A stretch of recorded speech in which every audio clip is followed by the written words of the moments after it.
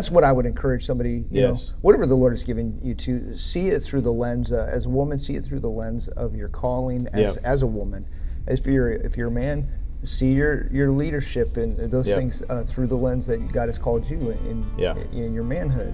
We tend, I think one of the most damning aspects of feminism is the teaching women that unless they act like a man, they're not producing anything of value.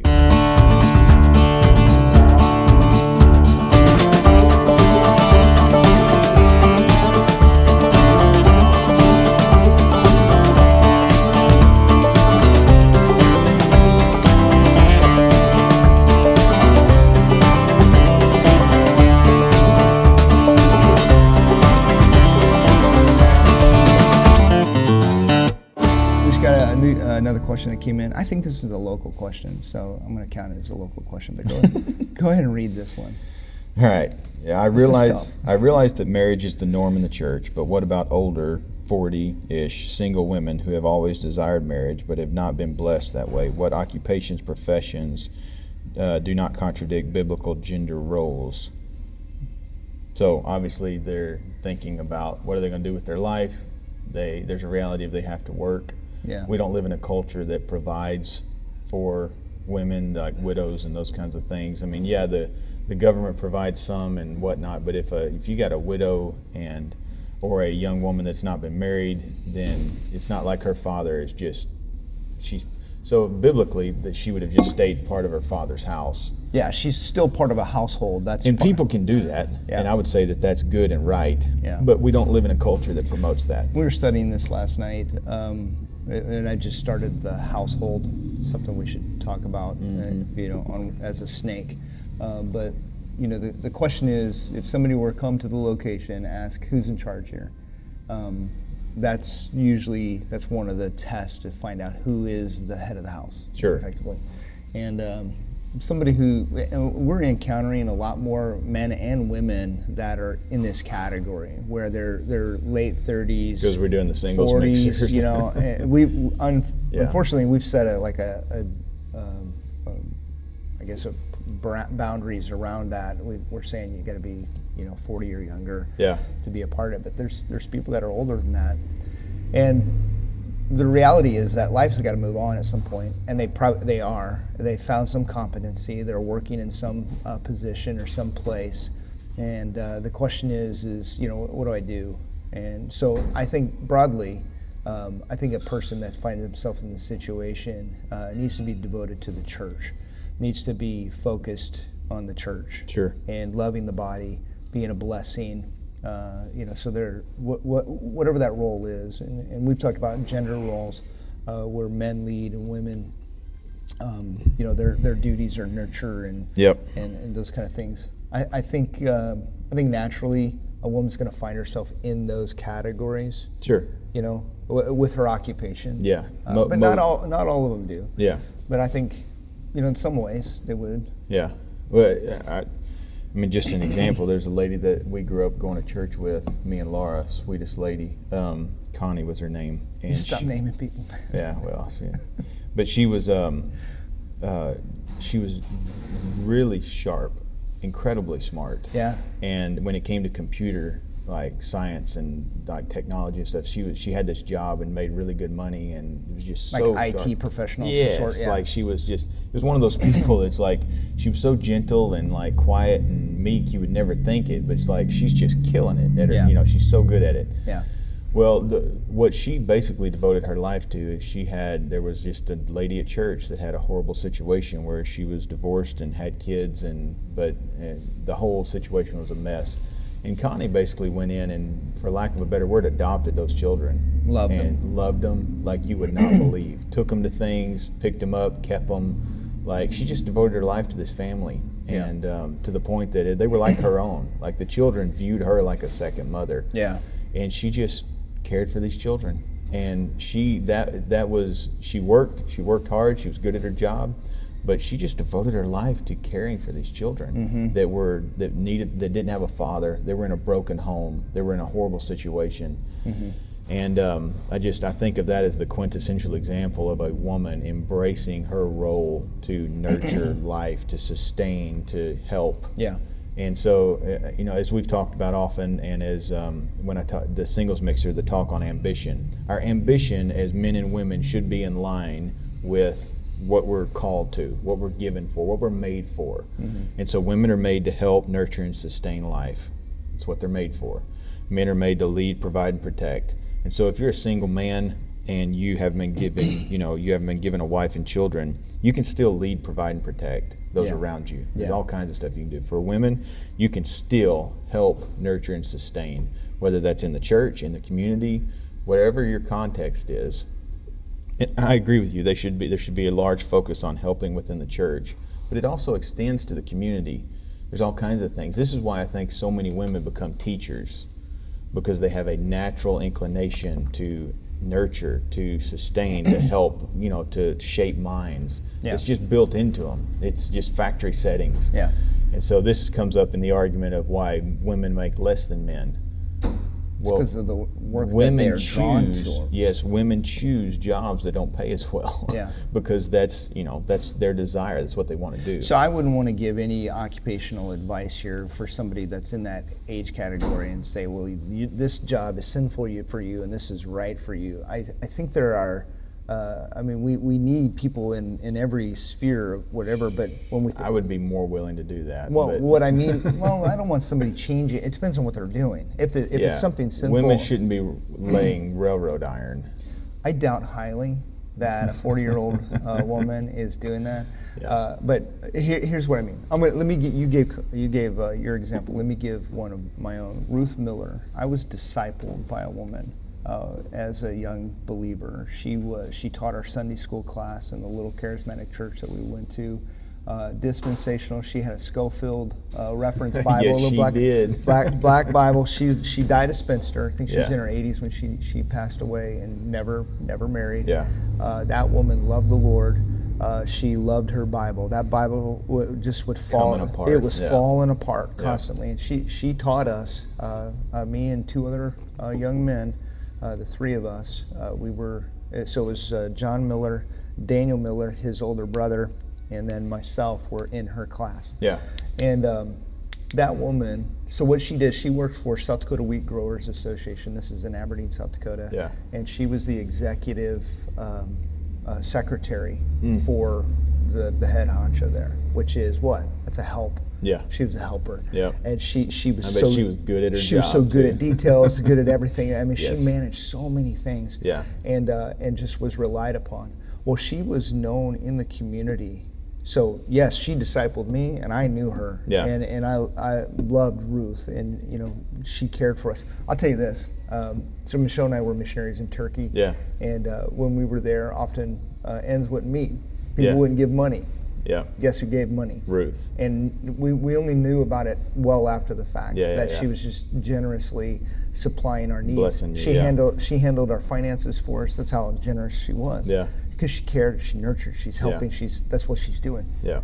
But in the community, she's known. She would pick up children from, move them, take this place, always getting them to church, this kind of stuff. She was just literally the most generous person that you could meet. But she had given herself to, she was called to singleness. Yeah. And the Lord had never given her a spouse. She wanted one, the Lord had never given her one. And so she not only just did the best that she could, she excelled. Yes. She was known. She had a reputation for being such life and just loved the Lord, always discipling, always teaching. Anyway, so that's what I would encourage somebody, whatever the Lord has given you to, see it through the lens, as a woman, see it through the lens of your calling as a woman.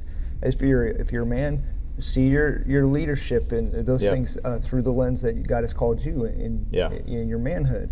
We tend, I think one of the most damning aspects of feminism is the teaching women that unless they act like a man, they're not producing anything of value. Yeah.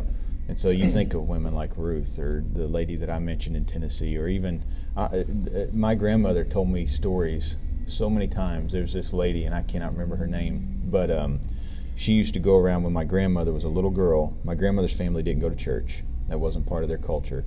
They had come from Italy, and they were Catholics, and then they had kind of dropped off, and they just weren't religious. And so this lady had a flatbed truck with wooden sides on it, and she would go around and pick up all the kids in the community. Can't do that now. I'm talking dirt poor community. All of my grandparents grew up dirt poor. Yeah. None of my grandparents had indoor plumbing till they got married. Yeah. And so she would pick them all up, and she would take them to church. And so my grandmother was raised in church because of that lady. Yeah. And she just devoted herself to the children of her community. Yes. And she was a mother of countless children. Exactly. And she would also bring them over to her house, and they would watch Gunsmoke, and they would, do things like that. They would watch things. And it's just, my grandmother talked about the popcorn balls she made. Like, my grandmother even talking about this makes me nostalgic about popcorn balls to this day. Yeah. But sure.